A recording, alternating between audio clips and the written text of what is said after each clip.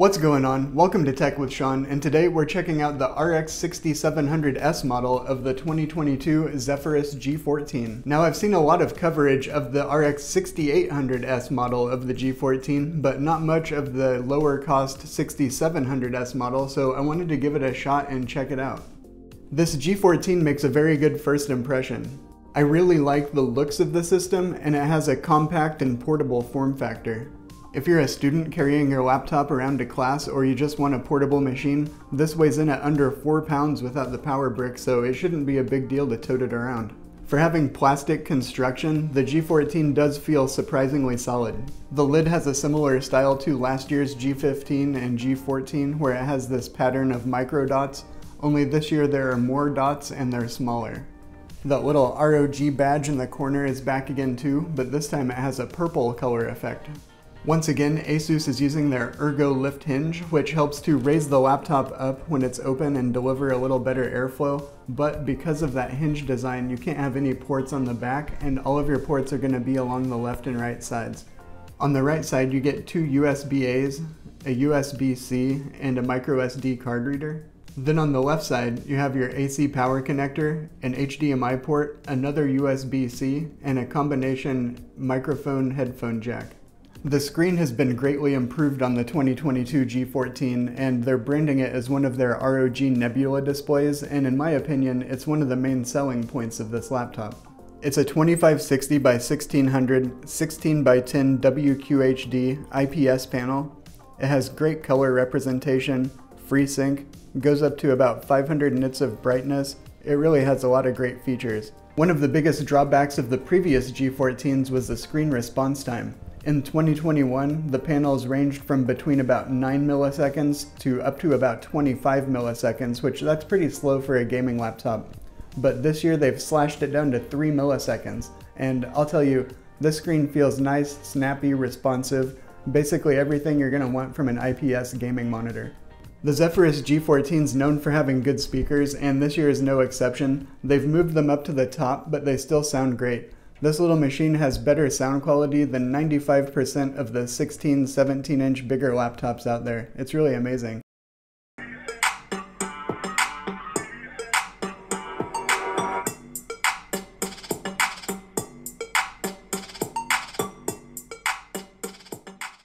And props to ASUS for putting good speakers in their Zephyrus laptops. It's something I'd like to see more companies try to copy. ASUS usually has pretty decent laptop keyboards, and the one on the G14 here is a pretty good one. It's nice and tactile, it has decent key travel, and it's better than a lot of them out there. The trackpad is also really nice. It's a big glass trackpad. I think that by moving the speakers up to the top, they opened up a little more room here at the bottom, and you know, the trackpad is noticeably larger now than it was last year, so that's an improvement. Under the hood, this G14 has the Ryzen 9 6900HS. That's an 8-core 16-thread chip, and while it's pretty power efficient, it still packs a punch, and it's going to have plenty of horsepower whether you're trying to game or run creative applications on this thing. The memory is DDR5, and this model has an 8GB removable SODIMM paired with an 8GB module that's soldered to the motherboard. Due to size constraints inside this little chassis, there's only a single NVMe slot, but it comes populated with a 1TB SSD. The graphics chip in here is the Radeon RX 6700S. It goes up to 80 watts under load, and it's the little brother to the 6800S, but with the same 8GB of memory. The whole system is powered by a 240-watt charging brick, which doesn't seem very big compared to other laptops, but compared to the size of this laptop itself, it actually seems pretty big because it's about 1/3 of the size of the actual laptop. Now you may be thinking, that's some pretty powerful hardware to pack into this little laptop, doesn't it get hot? And well, you're right, it does get hot. It's really powerful hardware running in a 14-inch laptop chassis. While those high temperatures may technically be within spec, this machine does run pretty hot when it's under a mixed CPU-GPU workload like gaming. There's a big vapor chamber cooler in there, but it can only do so much for a little 14-inch chassis. Running some games that were taxing on both the CPU and GPU in the performance mode, this thing got up over 95 degrees C on the CPU, approaching 100, and the GPU got up to 92 C, which, even though that's within spec, to me that's really warm. When it was running that hot, the fans inside were really rip-roaring, and it was pretty loud, so I would say that You know, when it's at full tilt, it's kind of a less than ideal experience due to the noise and heat. These temperatures make the G14 hot to the touch when gaming, and the fans can get quite loud.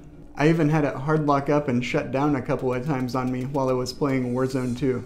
Luckily, these temperatures can be managed, but it does leave a little bit of performance on the table. If you open Armory Crate and go to the custom profile, you'll see some sliders up at the top.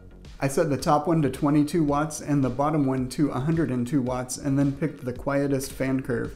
Make sure to hit the button at the top to apply the settings while you're still in Armory Crate. With these settings, both the CPU and GPU both ran around 85C and with much more manageable fan noise. The 6900HS won't boost to as high of a frequency with that reduced wattage, but in the games I tried it still seemed to be enough to push the 6700S to full utilization in most scenarios. Even though you're going to lose a little bit of CPU performance by reducing the wattage, I would probably play most of my games on here with a setup like that just for the reduced noise and heat. Forza Horizon 5 running on the high graphics preset but with ray tracing turned to off, on the turbo profile got 99 frames per second. Running the benchmark again on the same graphics settings but using the reduced wattage profile in Armory Crate, we once again got 99 frames per second, so it doesn't seem like there was a lot of performance lost, at least in this game. Red Dead Redemption 2, I ran this benchmark at native resolution on a mix of settings, mostly high and medium. There were some on ultra like the textures, but it came in with an average of 66 frames per second on the turbo profile. Red Dead 2 is a really GPU intensive game, not so much on the CPU, so we didn't really see any reduced performance in this game either when running at the reduced wattage settings. The new Call of Duty Modern Warfare 2 is a pretty demanding game for an online shooter. Here I'm running on a mix of settings at 2560 by 1600 but with 90% resolution scaling. I'm still getting 80 to 90 frames per second with the reduced wattage settings, but if you look up at the overlay, you'll notice the GPU dropping from full utilization at times, indicating a little bit of a CPU limitation. If I run it on the default turbo or performance profiles though, it gets really hot and loud, and I did have several hard crashes in this game, which I believe were due to the temperatures. If you do want to run it on a default profile, I would maybe just set a frame limit either in the game options or through Rivatuner just to keep that under control. Far Cry New Dawn's benchmark was run on high settings at native resolution, and we got an average of 81 frames per second with a low above 60. Far Cry uses a good amount of CPU power though, so I was interested to see how the lower wattage profile would stack up. Running it again on the 22 watt profile, it came in with an average of 75 frames per second and a low of 59. The last benchmark I'm running is Strange Brigade, and we ran this at native resolution on the Ultra Graphics preset, and between the turbo profile and the 22 watt custom profile there was only a 1 frame per second difference. The 22 watt got 88 frames per second, and the turbo profile took the win with 89 frames per second.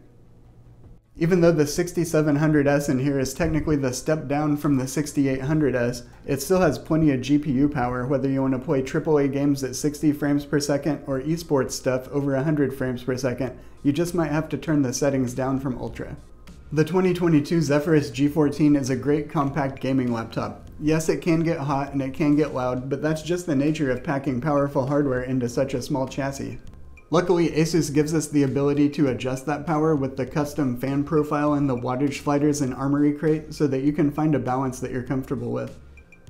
The Ryzen CPUs are extremely power efficient, so you will still be able to hang on to most of the performance if you do lower the wattage. The display and speakers on here are top notch for a 14-inch gaming laptop, and the keyboard and trackpad are also pretty decent. If you're looking for a compact gaming laptop, this is definitely one to take a look at. The 6700S is a good graphics chip though, and I think it makes a lot of sense in this configuration. The 6800S can deliver about 10% more performance, but it consumes more power, and with the wattage and temperatures already a concern in here, I think that it makes a lot of sense to go with the cheaper 6700S. If you are looking for a 2022 G14, make sure to watch out for sales and discounts because these have been out for a few months now. On Cyber Monday, this unit dropped to $12.99 US, and at that price point, it's pretty compelling. Thank you for watching along. I hope this video was helpful or at least entertaining. Make sure to like and subscribe, and I'll catch you in the next video.